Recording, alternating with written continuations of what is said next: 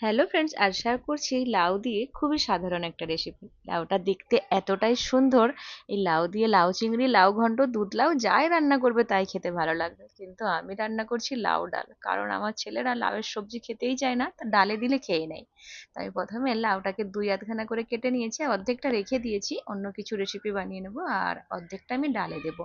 প্রথমে খোসাটাকে ভালো করে ছাড়িয়ে নিলাম, তারপর মাথার দিকটা আর মোটার দিকটা কেটে নিয়ে তারপর ছোট ছোট টুকরো করে কেটে নিচ্ছি। আমি একটু লাউগুলোকে মোটা করেই কেটে ফেলছি, চাইলে আরও একটু সরু করে কাটতে পারেন। তবে লাউ সেদ্ধ হতে খুব একটা বেশি সময় লাগে না, ডালে খুব ভালোভাবেই সেদ্ধ হয়ে যাবে, তবে লাউগুলো একটু চেয়ে চেয়ে থাকবে। মানে আমি ছুরিতে খুব একটা সরু করে কাটতে পারি না। তো আমি এরকম সরু করে কেটে নিচ্ছি। আর আমি এই ডালটা মসুর ডাল দিয়ে করব। চাইলে মুগ ডাল দিয়েও রান্না করতে পারেন নিরামিষের দিনে। তো এখন ডালটা সেদ্ধ করার জন্য একটা কড়া নিয়ে নিলাম, তার মধ্যে 150 গ্রামের মতো মসুর ডাল নিয়ে নিচ্ছি। এখন জল দিয়ে খুব ভালো করে পরিষ্কার করে ধুয়ে নেব, মানে 2-3 বার জল পাল্টে পাল্টে ধুয়ে নেব। আর আমি কড়ার মধ্যে ডালটা সেদ্ধ করব।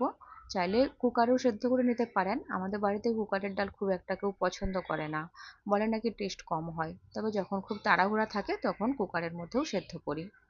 তো জল দিয়ে ভালো করে ধুয়ে নেওয়ার পর এখন আধা লিটারের মতো জল দিয়ে গ্যাসের মধ্যে বসিয়ে দিয়েছি। তারপর কেটে রাখা লাউগুলো অ্যাড করে দেব,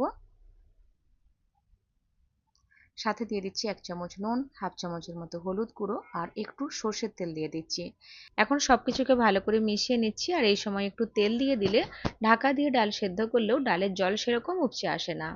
তো যখন এরকম ফুটতে শুরু করবে আমি গ্যাসের ফ্লেম একেবারে কমিয়ে ঢাকা দিয়ে সেদ্ধ হতে রেখেছি।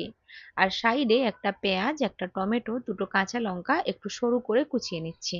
তো অনেকেই লাউ ডালে পেঁয়াজ টমেটো দেয় না, আমিও কখনো কখনো দিই না, শুধুমাত্র জিরে বাটা আর 5 ফোড়ন তেজপাতাই করি। তো আজকে একটু আমি পেঁয়াজ টমেটো দিয়েই করব। তো ডালটা সেদ্ধ হতে হতে প্রায় 15 মিনিট হয়ে গেছে, এখন চেক করে নিচ্ছি, তো একটু বাকি রয়েছে। তো আবারও আমি ঢাকা দিয়ে দিলাম, সেদ্ধ হতে থাকুক। অন্যদিকে একটা কড়ার মধ্যে 2 টেবিল চামচ সরষের তেল গরম করে একটা তেজপাতা, দুটো শুকনো লঙ্কা, হাফ টিস্পুনের মতো 5 ফোড়ন অ্যাড করলাম, চাইলে জিরেও ফোড়ন দিতে পারেন। ফোড়নটা একটু ভাজা হয়ে গেলে কুচনো পেঁয়াজ আর কাঁচা লঙ্কাটা দিয়ে দিলাম। গ্যাসের ফ্লেমটাকে মিডিয়ামে রেখে 2 মিনিটের মতো ভেজে নেব, হালকা লালচে রং ধরিয়ে। তারপর কুচিয়ে রাখা টমেটোগুলো দিয়ে দিচ্ছি, সাথে দিয়ে দিচ্ছি হাফ চামচ নুন, একটু হলুদের গুঁড়ো, আর দেবো হাফ টিস্পুনের মতো লঙ্কার গুঁড়ো। লঙ্কার গুঁড়োটা চাইলে স্কিপ করতে পারেন। এখন গ্যাসের ফ্লেম লোতে রেখে টমেটোগুলোকে ভাজবো, তাহলে টমেটোগুলো খুব ভালো করে নরম হবে। আর সাইডে যে ডালটা সেদ্ধ হচ্ছিল দেখুন, এখন আরো 5-7 মিনিট পর আমি চেক করছি, খুব ভালো করে সেদ্ধ হয়ে গেছে। এইভাবে একটু ঘেঁটে দেবো, তাহলে লাউ আর ডাল একটু ম্যাশ হয়ে যাবে। তারপর এই ডাল সেদ্ধ এই কড়ার মধ্যে অ্যাড করে দেবো, খুব ভালো করে মিশিয়ে নেব।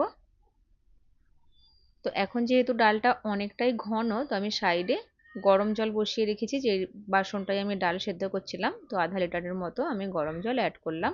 তো যেরকম ডালের ঘনত্ব রাখতে চান সেই হিসেবে গরম জল করে অ্যাড করবেন। শুরুতেই যদি বেশি পরিমাণে জল দিয়ে ডাল সেদ্ধ করি তাহলে ডালের জল কিন্তু খুব বেশি উপচে পড়ে। তো সেজন্য আমি প্রয়োজন মতো জল দিয়ে ডাল সেদ্ধ করেছিলাম। 2 মিনিট ফুটিয়ে নেওয়ার পর শেষে আমি 1 চামচ ভাজা জিরের গুঁড়ো, 1 চামচ ঘি, একটু ধনে পাতা আর টেস্টটাকে ব্যালেন্স করার জন্য সামান্য চিনি দিয়ে মিশিয়ে নিচ্ছি। এখন কিন্তু এই ডাল পরিবেশন করার জন্য সম্পূর্ণ রেডি, চাইলে 5-7 মিনিট স্ট্যান্ডিং টাইমেও রাখতে পারেন। আমি যেভাবে লাউ ডাল রান্না করি সেটাই আপনাদের সাথে শেয়ার করলাম। তো আপনি কিভাবে লাউ ডাল রান্না করেন কমেন্ট বক্সে জানাতে পারেন। তো আজকের ভিডিও দেখে যদি একটুও কোথাও ভালো লাগে ভিডিওটিকে লাইক শেয়ার করবেন, আর চ্যানেলটিকে সাবস্ক্রাইব করে আমাকে সাপোর্ট করার অনুরোধ রইল। ফিরে আসবো আবার নতুন কোনো রেসিপির সাথে। সবাই ভালো থাকবেন, সুস্থ থাকবেন, ধন্যবাদ।